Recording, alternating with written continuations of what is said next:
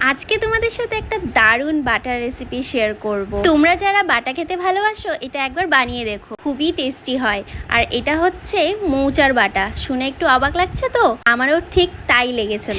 এই রেসিপিটা আমার ফ্রেন্ড আদিতি আমাকে শিখিয়ে দিয়ে গেছে। মৌচার যে ভিতরের অংশটা, আমরা অনেকে এটা ভাজা খেয়ে থাকি, তো আমি তো সবসময় এটা ভাজাই খেয়েছি।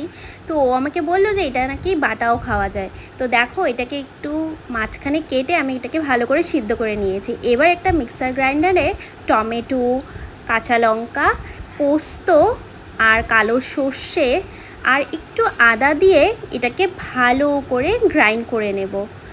আর এর মধ্যে এবার দিয়ে দেব সিদ্ধ করা মৌচাগুলো। ভালো করে আমি কেটে নিয়েছি। আর দেখো, মিক্সার গ্রাইন্ডারে এটাকে দিয়ে দিয়েছি আর ভালো করে এটাকে মিহি করে একটা পেস্ট করে নেব।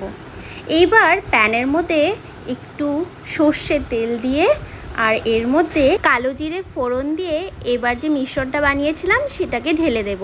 এটাকে ভালো করে নেড়ে এর মধ্যে আমি এখন একটু হলুদের গুঁড়ো দিয়ে দেব আর স্বাদ মতন দিয়ে দেব একটু নুনটা দিয়েই ব্যাস, আর কিচ্ছু দিতে হবে না।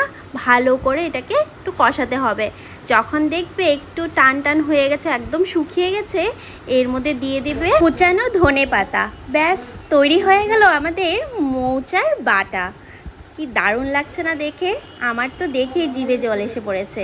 তোমরা এটা একবার ট্রাই করে দেখো, খেতে কিন্তু দারুণ হয়। আমার তো বাটা খেতে ভীষণ ভালো লাগে। তোমরা কারা কারা বাটা খেতে ভালো পাও আমাকে কিন্তু কমেন্ট সেকশনে নিশ্চয়ই জানিও। টাটা সবাইকে।